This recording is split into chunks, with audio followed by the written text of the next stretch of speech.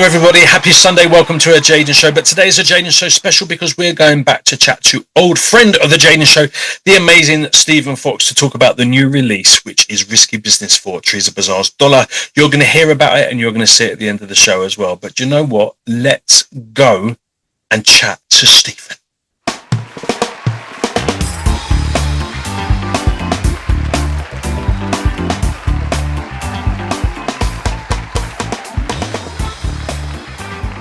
Incredible, the incomparable Stephen Fox. How are you, sir? I am melting in the British summertime. What a world! What a world! Apart from that, I'm doing well. It's blooded. Yeah, you're hotter than me, man. I mean, weather-wise, well, probably. I've seen your Risky Business videos on every level, mate. Every level. That's my AI body double. It don't matter. I want one of those when I grow up. I want to look like that. I need to find an AI stunt double. That's funny. Well, we talked about this last time, didn't we? And, we did, yeah. Well, if I'm going to do these videos and I'm going to use AI, then, my God, I'm going to look hot. Why not? It's like... But you're a good-looking man anyway, so it's not about making yourself look hot. I think it's enhancing what nature gave you. Yeah, okay, let's go with that. Yes, it's an enhance, not an alteration. I like this. Well, what people don't get, well, I'm not saying people in general, but a lot of people don't understand how AI works, and it is based upon the person, like the way that, because I know a lot of like cheap AI, it will just, you make a photograph come to life, that kind of thing.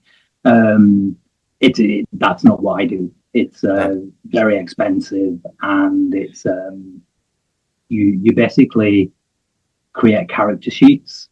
So the reason why we look how we look was because when I came up with the concept and the story, Thereza needed to be, I mean, there's no definite age to her, but she needed to be kind of between 45 and 50, that area, because she's got like an 8-year-old son, something like that.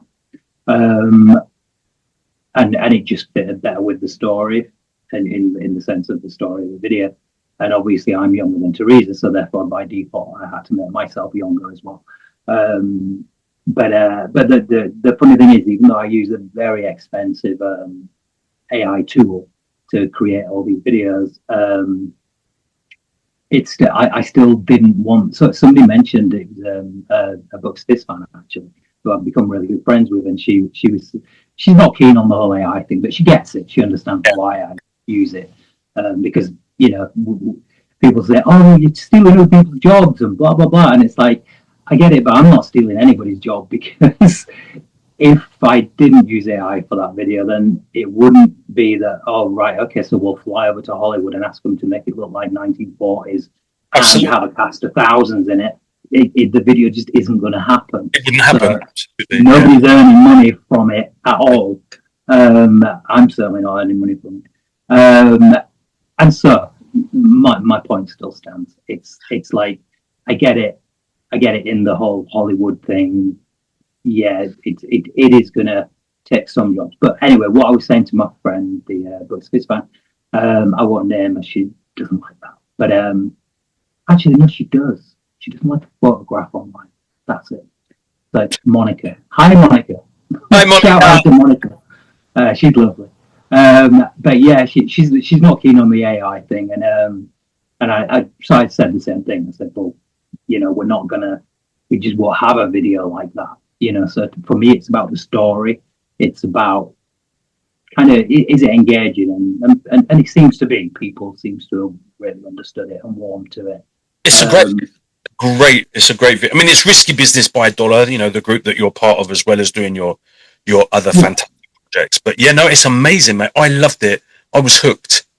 And if people complain about, I mean, I really do understand, the whole kind of the mixed bag about whether people like or support AI, but AI, CGI, we've been bullshitting our work for bloody years. I mean, even I mean, even if you're going to put it down to, I mean, some of us don't need too much, but you know, like voice alteration and auto tune and stuff like that, it's still kind of a form of, you know, of altering the reality of what you're doing to what you present to the audience, right? So, Yeah, yeah, absolutely. And I mean, I have so many examples, and I know we did talk briefly about all this last time, so we won't bang on too much about it. But yeah, my thing is that people seem to forget. People are only bothered when it's coming after their job.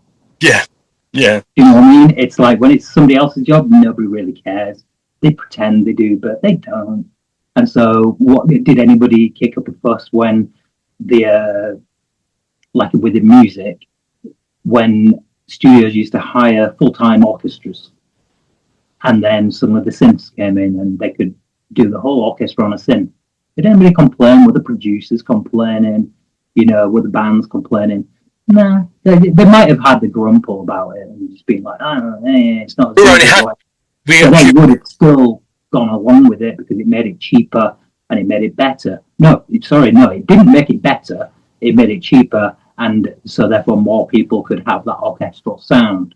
And the same with, streamlined the service, sorry, streamlined everything. You could, I mean, you yeah, know, exactly, like exactly. the day when Uh, you got these big spools of tape and someone, you know, and you've got to do another take of a song, and someone's cut in and got, you know, sellotape, and that was how it was. You know, it was just we evolve, our services evolve, and we look for. exactly, and the thing is, somebody asked me the question the other day, and I just said, if I could go back to a time before the internet, before technology really, I would love to just go back to the 60s, Mhm. because in the 60s you either were good and you had a good shot at actually being heard and listened and signed.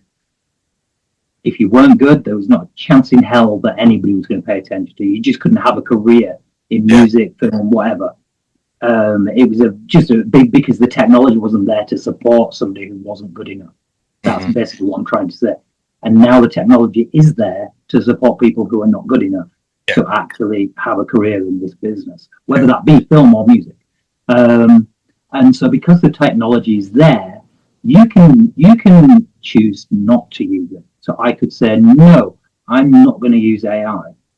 But then big companies, everybody's going to be using AI. Even the people who are kicking off about it at the moment, they're all going to be using AI for video editing. But the thing that people don't understand, or a lot of people don't understand, is that there is a big difference between professional AI use in film. I'm talking specifically film, and the crappy apps that you see on Facebook where it's like, make a music video in 4 seconds. You yeah, know what I mean? That's not what we're doing here. You yeah. know, it's risky business. Let's talk about that.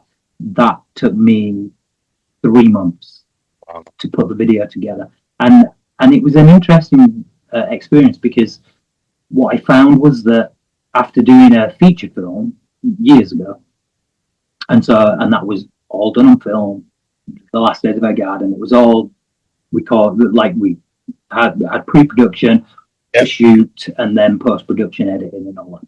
And everything's the same. So it's like I have to write the script, I have to come up with the characters, I have to come up with the locations, I have to design the locations and the costumes and everything. That I'm doing it all myself now because I yeah, can. Um, and then once all that is done and the casting's done, because it is casting, it is deciding how that guy giving Thereza the award is going to look, and and also not making people look too much like somebody that you're not allowed to use. yeah, So and I don't like AI characters. This is my point. So you can just pick up a generic AI character, but I don't. They don't look right to me, and so I designed the character. Everybody in that, with every main person in the film, whatever you want to call it, music video, is designed by me. And then the costumes are all designed by me. The locations are all real locations. So that is how the Oscars looked in 1947, I think it was. yeah. Um, I researched it. That's exactly how it looked. The scenes from It's a Wonderful Life, that is exactly how the set was. The snow machine that you see briefly, that is the snow machine from It's a Wonderful Life. I found an old grainy black and white photograph of it, and I was like, that's the one I want to use. I'm not going to fake it. I'm going to do it. And so, and then at the beginning, I was like, where can she come out of? And so I don't think anybody has picked up on this, which I'm amazed about. And that the beginning is a location that I've been obsessed with. I've visited loads of times in Hollywood, in Beverly Hills. And it is the offices that we used in Charlie's Angels. Okay. You know, every episode started where it did the exterior shot of the offices. Yeah. And it's become quite iconic, and it was used in the movie where they blew it up in the first movie. But and so it's that. But I was like, well, what would it look like, and what would its use be if we're living in this fantasy world where Charlie's Angels took it over in the 70s? So what would it have been in the 40s? And so I decided it's Townsend Talent Agency. So basically, it's the artist management of Thereza called Townsend, which is Charlie's Angels. But it's the same office, and so if you kind of look at it and then look at Charlie's Angels, you'll see it's the same office, but it's just slightly different. Because it actually sounds like it would have been easier to do the old-fashioned way. It sounds way more complex. I mean, exactly. Like, it's really complicated. Way out, but no, man, like, raw. That's a the only difference in, because the beginning bit, so the pre-production and the post-production editing, putting the grain on and the filters and all that, that is all exactly the same as if I'd shot the movie myself. The only difference is the actual shooting. Instead of shooting, I'm generating photographs and video, and that's the shoot, if you will. I guess that if it was the old-fashioned way, you'd have a team to rely on to give you backup and stuff, where you wouldn't be just. I did a rough calculation at current costs, and that video would have cost, and this is very rough, but it would have cost about £300,000. Wow, mate. And old-fashioned way to actually film it. Yeah. And so I'm just like, yeah, of course I'm going to use AI, because the dollar does not earn enough. We don't earn anything from music. We earn money when we go out and gig, but nobody earns money from Spotify and, you know, the few. Many people do anymore, mate. Sorry? Not many people do earn that kind of money anymore. No, exactly. So nobody's going to make those videos. And I think it's sad. And don't get me wrong, I'm not certainly saying that I will never make another video again, you know, using the old-fashioned way. I think the way that AI will, AI will work within the industry is that it will enhance. Yeah. So you will, because I'm already starting to, after I finish Risky, I've started on another project, and I'm already learning how to, you can shoot. I must say, actually, about Risky, that it's not all AI. It is all AI generated, obviously, but there's a lot of motion capture, certainly from my part, because Thereza was in Australia, so obviously literally couldn't do anything. But I was here, so I was doing motion capture. So how that works is that basically I green screen it, so I act the part out, and then basically I change the location and the background and the character to that character, and so in a way that is me, you know. It's my acting, it's my movement, it's how I see the scene, and I'm not an actor. Little. And so yeah, it's amazing. It's I think credit to you, man. Absolutely. And like I said, we only haters are going to hate, complainers are going to complain. I mean, there's always going to be something, you know, whether, well, he put a trumpet in the chorus of that, I don't like that particular. I mean, there's always going to be bloody something. But, you know, and like I said, it actually sounds like it was way more work than if you'd had the money and done it the old-fashioned way anyway. So, you know, it's like power to it. And it's amazing. It was a movie. I mean, I just was completely enthralled by it. I mean, I adore what you do, and I love Thereza as well. So, you know, for me, it was very exciting to watch. But you know, outside as just a regular person, if I was checking out Dollar for the first time, I was like, no, man, this is on it. This is on it. It was superiorly cool. But yeah, I do need to create an AI generated version of Jaden. As you know, boys getting a little bit older, a little bit more Winnie the Pooh stunt double now. Well, I will teach you everything you need to do. Mate, if I had the money, I'd be having weekly tutorials. But yeah, something that I could do here in the mountains, unfortunately, at the minute. But so what's happening with Dollar? I mean, how has a single been received by Dollar fans and by Stephen Fox fans? And you know, like, what's been going on around it? It's been received really well, surprisingly, because I mean, this is no. Sorry, I've got cramp in my leg. Inappropriate. I need to stand up. There we go. Yeah. What was the question? The cramp really bothered me there. Oh yeah, it's bloody painful, mate. So no, like the new single Dollar, you know, like everything. How's it been received? Yeah. Moment, how's it been received, and you know, what are people's views? Yeah, because I was really pushing for it because the way it came about, Thereza had actually written it years and years ago for a girl band called that she was managing called Goodbye Charlie, and I believe they recorded it. I don't think it ever came out, but she kind of wrote it with them in mind, so it was a girl band. Because yeah, they definitely recorded it because I heard the girl band version of it, and I really liked it. It was like fun, Yeah. and so and then Thereza's nephew who produced Stuck, so the Dollar single Stuck last year. Last year, yeah, or the year before. I can't remember. Years go by too quick now. And he was working on Risky Business, kind of at the same time as Stuck, but then I think he got really busy, and then we kind of moved on to other songs. But it always kind of stuck with me as being like, well, why are we not doing Risky Business? It's like a really good, fun song. And so basically, yeah, I was just pushing for it. And then in the end, me and Thereza kind of, with the help of Ari, Thereza's nephew, we decided, yeah, we'll just put it together and produce it ourselves. And it was fun. It was an experience working with Thereza, and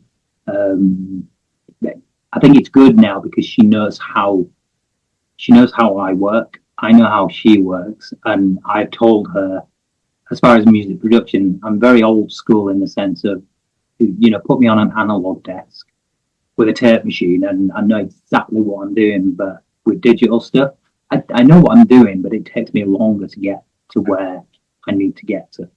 And Thereza's quite, I'm not going to say impatient, but she's very much like, just do that, and then put that there, and do that, and copy that over there. And I'm just like, slow down. It's like, no, I can't work that fast. And she's kind of getting better with it in the sense of understanding my capabilities. Because I'm in the studio now, so you imagine when I'm trying to do it, I'm like sat here, and then I've got Thereza just sat here. And she's like, do that there, and then do that there. I'm just like, no. But yeah, it was actually a fun experience. And then once we'd finished it the day after, we were like, let's just do kind of a dancey remix, like a kind of, certainly not cheesy, but just kind of fun, you know, and not taking it too seriously. And we kind of did that in, I don't know, like like an evening. And I think we both, in the end, I think when you've worked on a song so long, you always enjoy the other version. You know, the one that's not the single. It's fresh. But that's just because you've worked on it for so long. But yeah, funnily enough, the video was done prior to the song, prior to us even recording the vocal. Really? Yeah. So we kind of worked it all out, and we'd done some rough vocals. So I knew how long it was and the arrangement, so I could get on with the video. And then while I was doing the video, the music was being worked on, and then eventually we recorded it.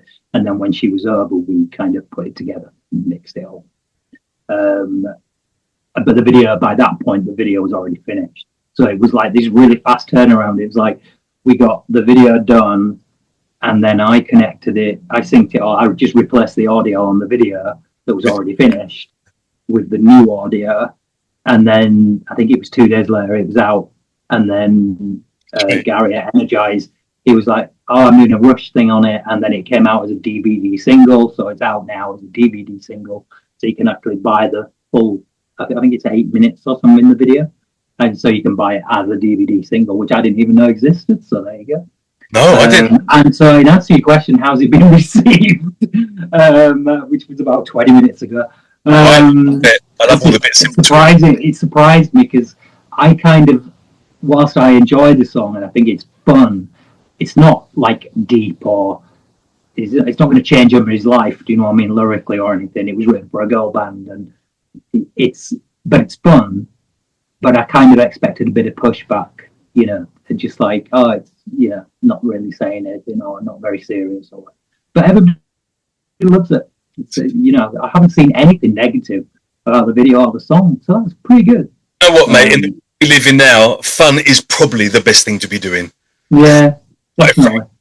Yeah, I can't see. If people are pushing back against that, then man, we need a bit of brains testing.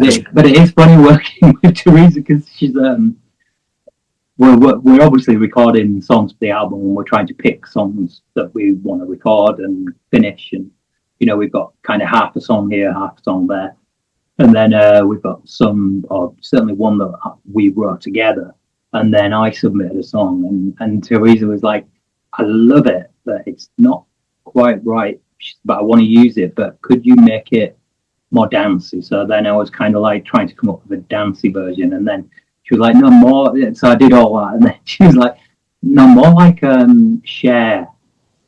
I've forgotten the name of the song. It's not Believe, but it's Strong Enough. Strong Enough, yeah.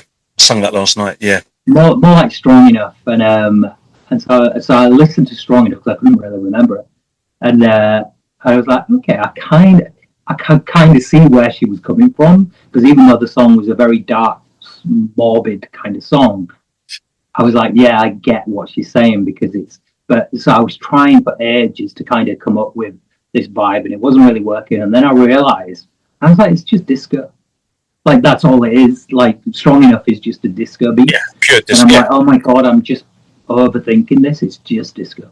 So as soon as I got down with that, I came up with this disco kind of version, but kind of modern, but dancey. And I was like, oh, I love this. And so what I've realized, I told Thereza this. I said, if in dollar, because me and my own stuff is not dancey at all. It's very kind of serious and I was like, if I know now that if I'm going to do dancey, then it has to be disco, because I love disco. Yeah, me too. It's just I sang Strong Enough last night, actually, because it was a bit quiet, and I was like, oh, I need to pick this up for me now, quite frankly. So Strong Enough. Yeah, no, it's great vibe, man, great vibe. How do you think? We just mentioned about how the song was received, by the general public and Dollar fans. How do you think that you have been received? Because this is a pinnacle role, taking on a partner, part of a duo, from pretty much, a legendary pop group. So how do you feel personally now? Have you settled into Dollar? Are you now pretty much dollared up? I mean, like, do the fans, when they see Dollar, they think, oh no, it's Thereza and Stephen now? I mean, how is that project kind of sitting with you right now? I don't think I'll ever be David Van Day, as popular as when Dollar were doing it. It's like that was never the aim, really.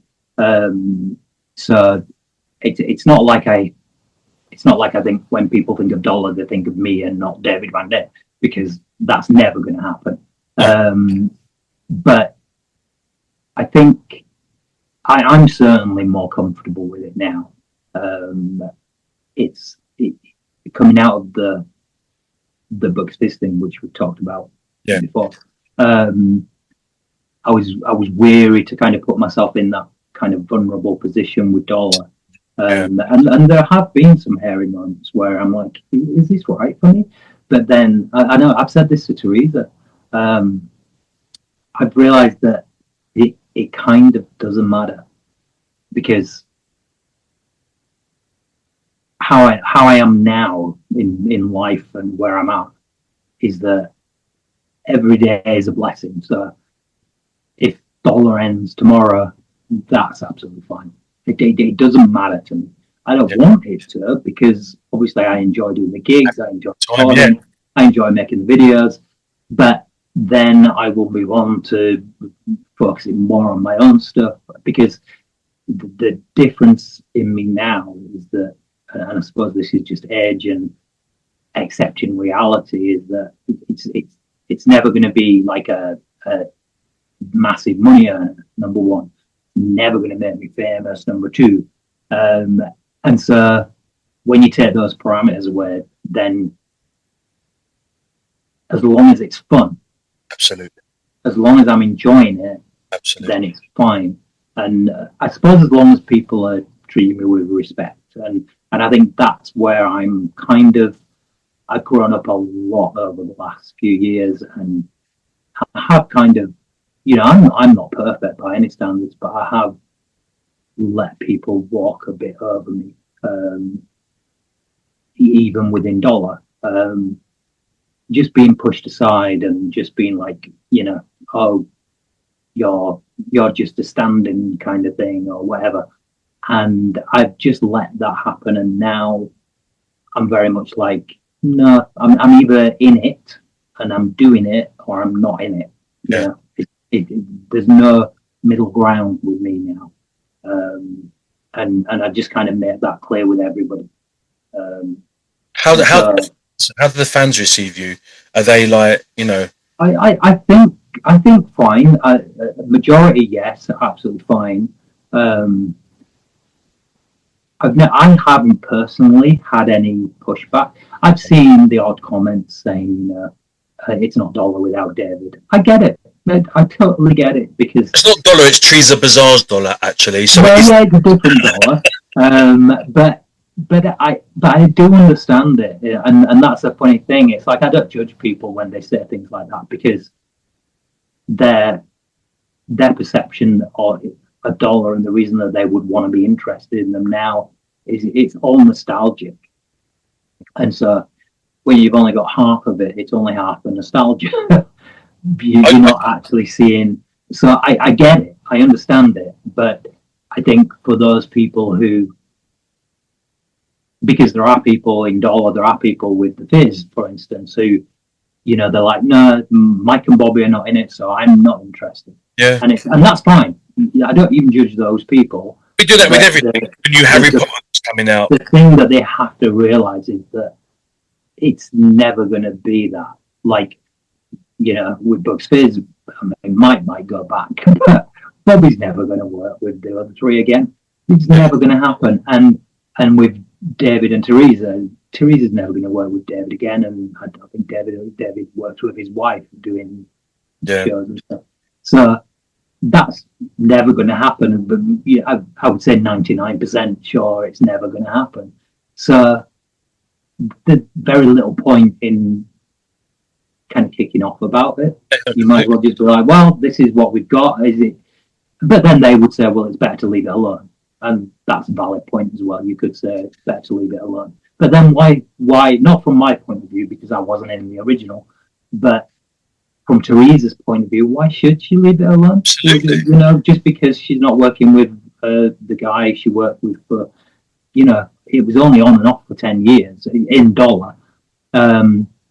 Well, you can't base your entire existence on a 10-year work history. Yeah. That's because it is that. I know we as, like, well, I'm not saying we're dollar fans, but when you're a fan of a group, you do fall into this thing where, I remember I did this with Bugs Fizz, because before I was in Bugs Fizz, I was a fan of Bugs Fizz in the 80s, and I think it was Jay who talked to me about it, and because I was like, well, it was this amazing thing for you, and it was your whole life and all this. And she was like, it wasn't. It was 4.5 years. Wow. That's all it was. And she was like, have you not done a job for 4.5 years and then left it and not thought about it once since? And I'm like, God, you don't look at it like that, because to you it's all this nostalgia, it's everything. Yeah. Whereas to a performer, it's like, oh yeah, I did that for 4.5 years. Yeah. You know? And obviously it's a bigger deal than working in a bank, I get that. But it is, you know, when you're talking it's 20 years ago or whatever, and it was a 4.5 year stint in a band, you move on, and other things are far more important than that 4.5 years. Whereas, yeah, I mean, we've drifted off tangent, but I think it's a valid point that people need to get. And so when I've stepped in, it's more so, I don't need it, you know. It's like we only do a few gigs a year because Thereza lives in Australia, which is fine. But I don't need it, but I remain in it, number one, because I want to do it because it's fun, and number two, because I love Thereza, and if I can help her keep going, in the sense of, I mean, she could find somebody else if she wanted to, but at the moment it's with me, and it works, and we work well together, so why would she? But that's what fans need to understand. Why, when they say, oh, it's not the same and she should pack it in, why? You know, if she loves doing it, just because she's like older, why should she stop? You know? No, completely. And I think I would rather have half the nostalgia and half the excitement of something fresh as well. Yeah. You know, I just think, you know, I think it's wonderful what you're doing. You know, well, the thing is, and I did this in Bucks Fizz actually for the brief bit that I was in it. I always acknowledge that. I always understand from a fan's perspective that a lot of it is nostalgia based.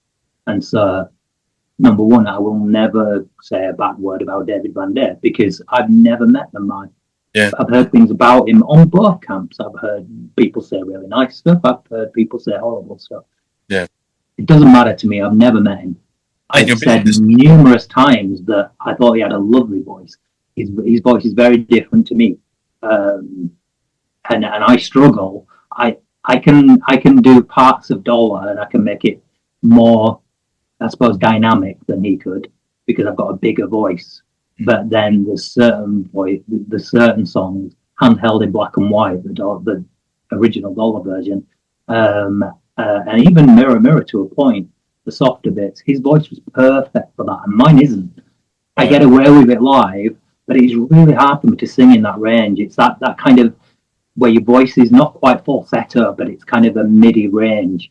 And I really struggle in that. It's like I want to belt. And I can sing soft, and I do on my own stuff because my own stuff is designed for that dynamic. But Dollar stuff already exists with David famous for doing it and doing it very, very well. And to step into that, there are probably far better singers to do those songs. But then when you come to something like Give Me Back My Heart, that needs a strong vocalist for the end and the dynamics. And so I think, on the whole, David probably, certainly on record, I mean, I don't think Dollar really did very much live. I mean, I know they didn't because Theresa's told me. But they did a handful, but it was never a live touring band. They were a studio band, and David was perfect for the studio, you know, for the recordings. I'm terrible in the studio. I hate recording. I love getting out live. It's a very, one day I'll master this whole recording thing, but I can never get the vibe right live. I do, but it takes me a long time, and I'm always like, oh God, I've got to sing a song and I've got to record it, and I've never found a way to truly enjoy it. It's always like never been happy with it, feeling like I wish somebody could just come and record me doing it live and then stick it over the recording. I think do you know what I think it is, and you'll understand this as a singer. I think what it is that I need a microphone to hold, because all my expression comes from gripping and releasing, releasing, and then pulling the mic away and pulling it forward.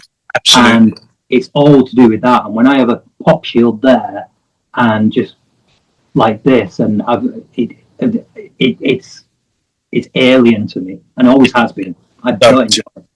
I mean, I love being in the studio, but I've never rated myself as I'm an all right singer, and I enjoy what I do. You're a great singer. Well, then no, I won't go that far. But there's sometimes, like even last night, actually, I was singing, and I came out and was like, Jaden, you don't complete like. There were parts of tonight, on it, son. Like you really, really did do a bloody good job, but I've never felt that coming out of a studio. I've listened to a track that's come out the studio and went, oh, that was all right, man. That sounded good. And I think it's the energy of the people, and there's so much more involved in live performing, because it's not just about you control like you do on a car, your clutch with the mic, you have the whole mic technique, and, you pull away and that adds to the ebb and flow of your voice, but it's also the energy of that which is around you when you're doing that. And sometimes you can attempt to duplicate that as best as possible when you're in a dead booth with a pop shield, but it is never ever the same. No. You can said you learn techniques to try and get it to sound as good as you can possibly get it. Yeah, I mean, I've learned to understand, and because I record myself quite a lot now. Yeah. Whereas I used to either go to other studios or have a producer come here, and I've started to record a lot more on my own, and it's like I can almost a weird way. And Thereza finds this very weird about me. In fact, everybody finds this weird about me. Maybe you can answer. Tell me. I will sing. So if I'm singing the lead vocal on a song, whatever song it is, I need to sing that song at least 10 times, all the way through. I don't want to stop. I don't want to just do line by line. I need to sing the song about 10 times. Mm-hmm. And probably none of those 10 times will be used. And then I'll start really paying attention to it. I'll start and I'll know when it's right, even without listening back, because I know it's right, because I felt something. Yeah, it's completely. Like I actually felt an emotion when a certain line came on. Not with something like Risky Business, which it's fun, like we said, so it's not going to be much emotion in that. But you feel that click, like, oh, that was. Yeah, definitely. But funnily enough, the next single of mine, which I've just done the vocals for, I did my whole. I don't know whether it was 10, but I remember I sang one. I was I'd lost the will to live with it, and I just hate it. I love the song, but I just was sick of singing, and I didn't want to do it, and I really needed it done. And then all of a sudden, I just said, "Okay, start it again." And I never even listened back. If I know it was wrong, I just don't even listen back. And I just start again. And also, if I make a mistake partway through, I start again, because then it teaches me to not make that mistake, because I've got to start again. I punish myself, basically, which is probably why I hate recording. But anyway, when I was doing my last single, which will be coming out soon, I recorded the vocal for it in one take, all the way through, and I never changed a thing. I listened to it back, and I was like, I don't even need to do a drop in. It was like, it was spot on, and I knew it was, because when I recorded it, I got the song again. From when I wrote it, I kind of reconnected with it, and it all sounds very fairy, I get it, but... No, it doesn't. I completely... I reconnected with the song, which is something that I'd not been doing, and I remember why I wrote it, who I wrote it about, what I felt when I wrote it, and now, all of a sudden, it's like it came out of me, and I got it on tape, computer, and I was like, damn, that's it, that is the song. And I'm not saying that I'm not like a one take and everything I do. Like, I mean, Risky Business is very much like a few lines at a time kind of thing. But when I said Thereza doesn't get it, because she's so used to working with someone like Trevor Horn, where it's like, it's very much, that they're looking at more of a production than an emotion. Right. So it's like, it's about sounds and a pop single. Yeah. The emotion is kind of, no disrespect to that, but it's kind of irrelevant. Whereas with what I do, the emotion is the most important thing. I want that to come through on the recording. And so they're very two different techniques. And I'm learning more about how it's interesting working with Thereza because she's teaching me a lot. I don't think I'm teaching her anything, but I think she's definitely teaching me a lot about processes and recording, and because even though we're recording in different formats and on different equipment, it's still the same kind of process. So yeah, I don't know what the question was, but I skewed off again. I'm chatting to you, but no, I completely get that. I mean, like I can. The only thing I suffer, I mean, I'd probably do better in my own studio if I ever get that sorted, was the fact that I start to think, oh my God, like I'm getting fed up with my voice now. So you on the desk, you're probably getting fed up with my voice now. So there's external factors of studio stuff that also play a part. That when you're on stage and you're giving your all, it's over in 4 minutes. So you're doing your best. But, I like to maybe not 10 times, but I do like to have a good few run throughs, like 5 or 6 times. Good through run throughs, and then we start taking, and then I'll say no, delete that. Then it's good bits. No, delete that. I'll do it again. No, there were some really good bits. No, I don't care. I don't, because for me as well, like you get to a stage where you drop, you do your drop-ins and stuff like that, and for me, I can always hear the complete different, and I'm going to sound airy fairy, but like in energy and spirit of that drop-in, it didn't flow because I didn't do the whole song. And I get the person wants to go and have a cup of tea at 5 o'clock and go and see his missus in the evening. I get that, but for me, it's like no, I want to do it from scratch.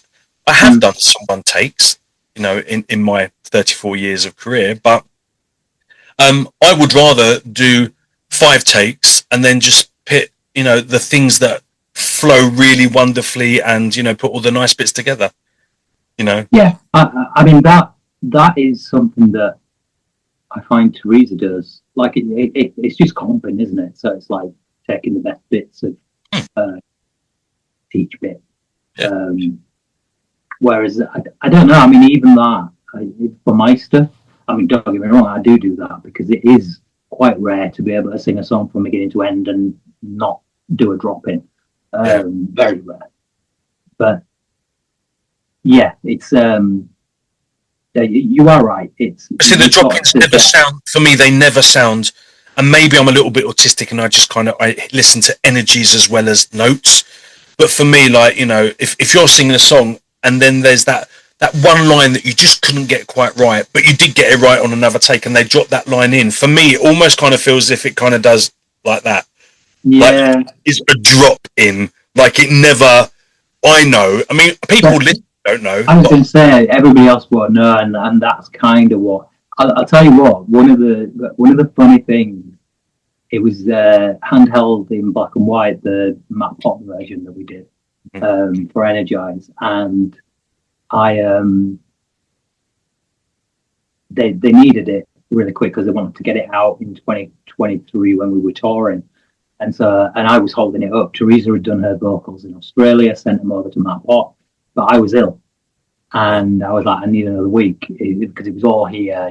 I just was really, really ill, and I was like, I just don't even think I can sing. And handheld is, and I said this to everyone, it's for me, it's not a hard song to sing. It's just not particularly it's not a key thing.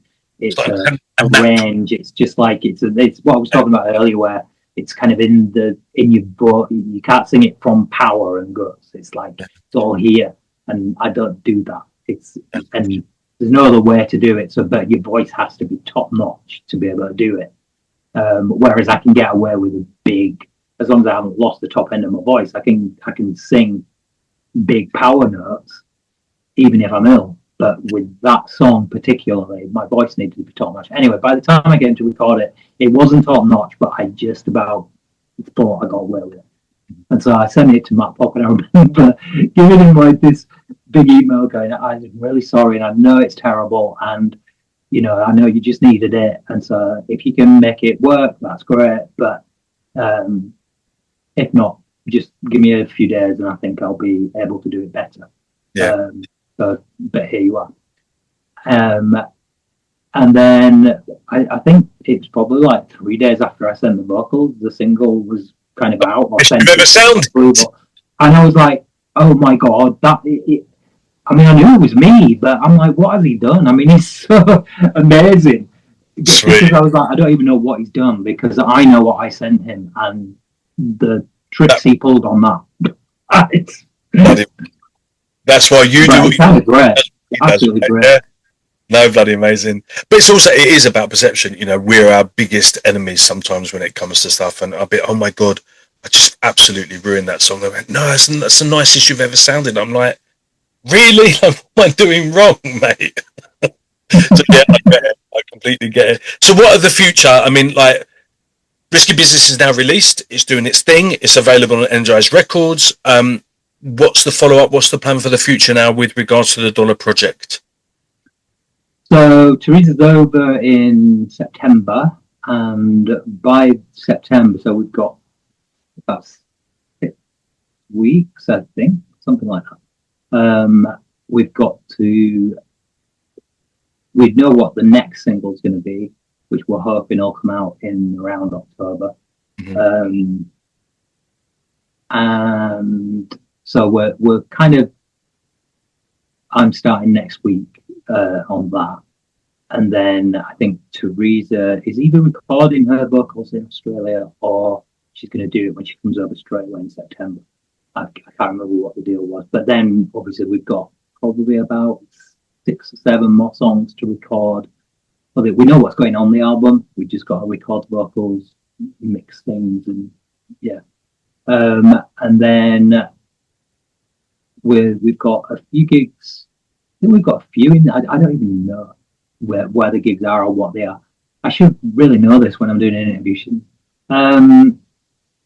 But yeah, we're doing some gigs in September. Then crazily, she's flying back to Australia, and then she's coming back in November.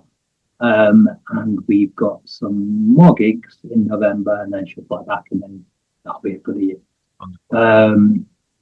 And hopefully by the time she goes back in November, the album will be either finished or nearly finished. And that's kind of the plan. I think we are talking, me and Thereza, we're trying to work out the best way to do it.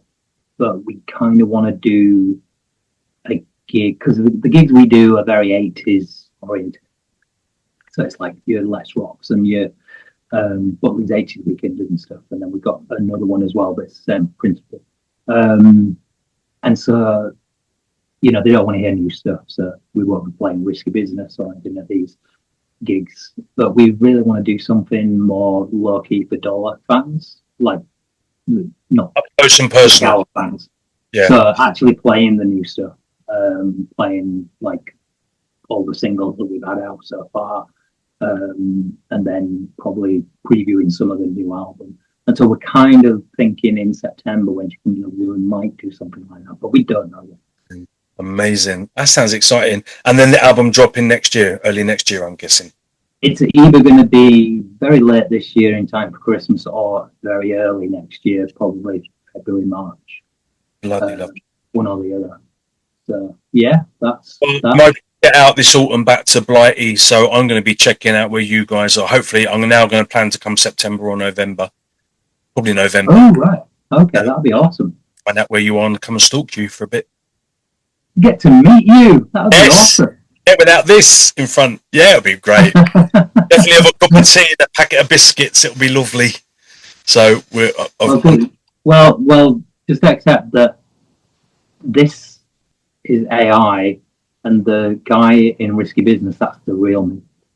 Of course, I'm completely aware, as are those at home. Stephen Fox, thank you so much again. It's always, I love catching up with you. It's so super cool. So we're going to have to make this even more regular, I think. So we'll just. I think we do a little podcast. That's not such a bad idea, to be fair. We need to have because we do chat crap for hours. But it works for us. I don't care if it don't work for anyone else. I enjoy it. So I'm not doing it. It feels like an interview. Yeah, well, we'll put our heads together. I feel like I'm just FaceTiming and then I have to remember not to swear. You can Even though swear. you swear all the time. I do. It's part of my. It's not part of my upbringing. That's a definite. It's part. I think it's part of my creative flair. Right. But I do. If I was on Blue Peter, like, you know, back in the day, I wouldn't swear on that. I do know my place, but as this is my show, I can do what I want, to be fair. Yeah. But anyway, we will put our heads together and maybe think of a podcast that we can do to discuss the world and put the world to rights. It would be lovely to catch up with Thereza in a matter of a few days, and I wish you, obviously, with all your solo stuff and your, you know, the projects that you do with Stephen Fox, obviously I wish you untold success, but I just wish you untold amounts of fun and success with the Dollar Project too, and I'm very excited. Congratulations on Risky Business. You have done a exquisite and superb job on the video, mate. It's absolutely wonderful. Thank you. And then we will catch up again soon. Cheers, Jaden. Right, buddy. Take care. Big hugs. Bye, man.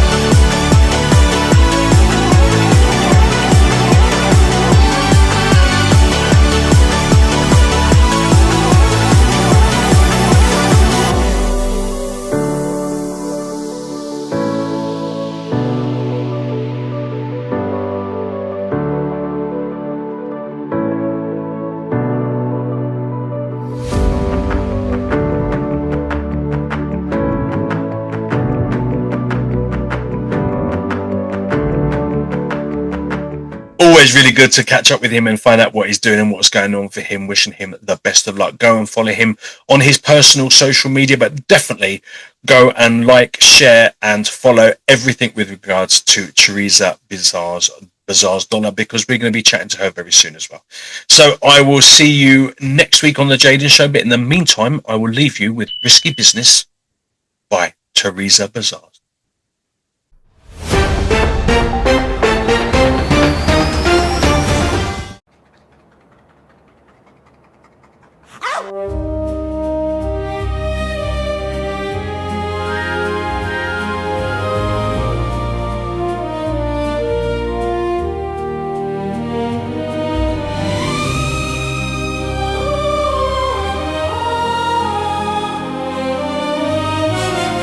Good evening, ladies and gentlemen. From glittering Hollywood, this is your man about town, Jimmy Valentine, coming to you live on a crisp March night at the 1947 Annual Academy Awards. Tonight, all eyes are on Thereza Bazar for the Best Actress Award for The Big Kiss. There's a tremor in this crowd when her name's mentioned. If her number is on that card, you'll hear this roof lift from coast to coast.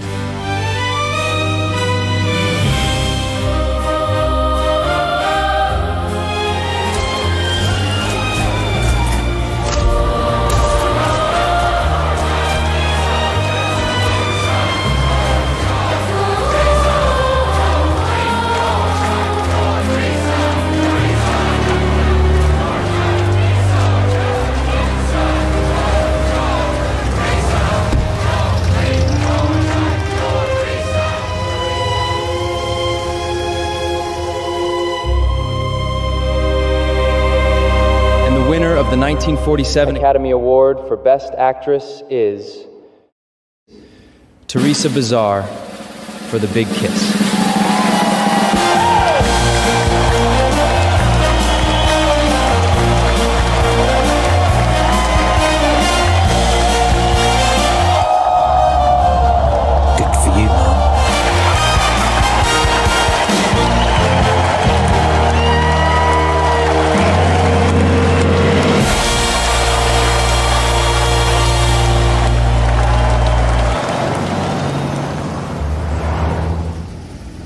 Congratulations, ma'am.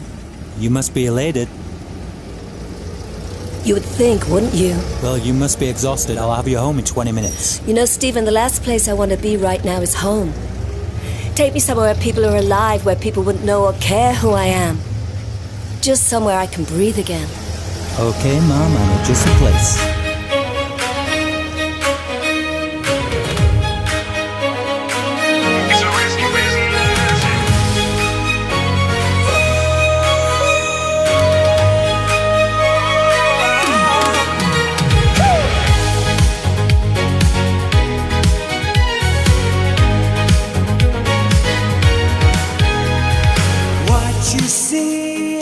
What you get is never enough.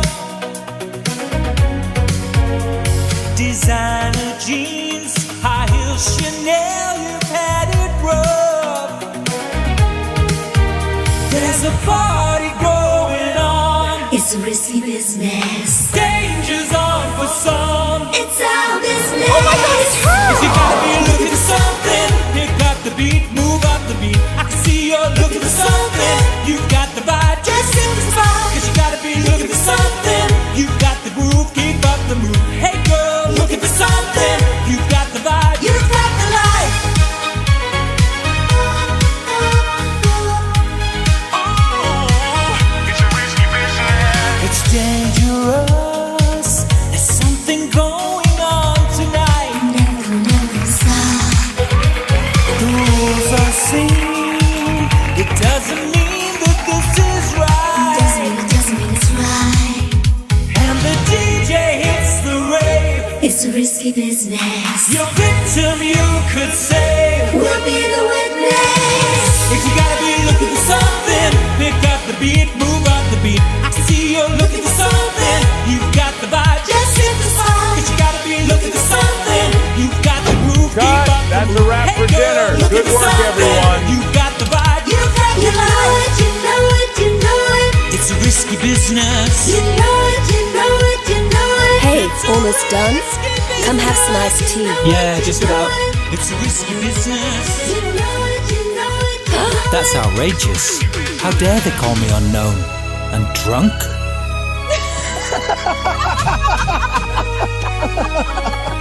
Hey, do you have some time? For what? There's something I found that I want to show you. Sure.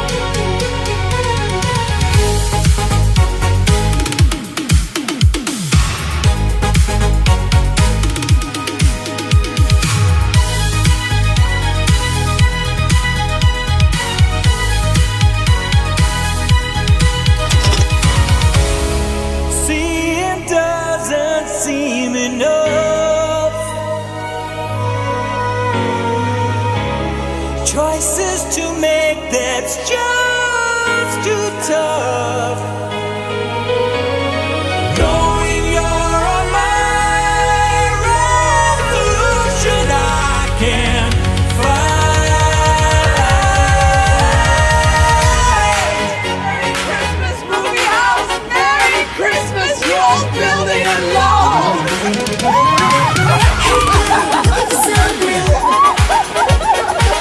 Hey girl, looking for something.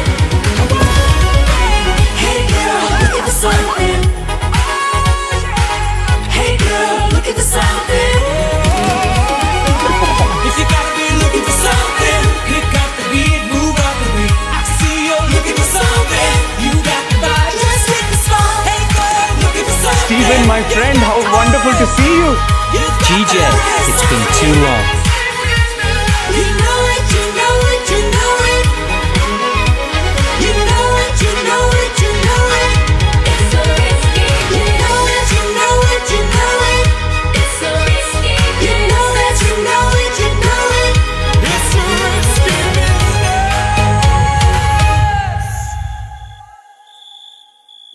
Tinseltown. This is your man about town, Jimmy Valentine, coming to you live from the heart of Hollywood, where the palm trees are swaying and the tongues are wagging even faster. It's March 14th, 1947, and if you haven't got the morning papers yet, pull up a chair and pour yourself a stiff one, because the aftermath of last night's Academy Awards has left this town spinning faster than a 78 record.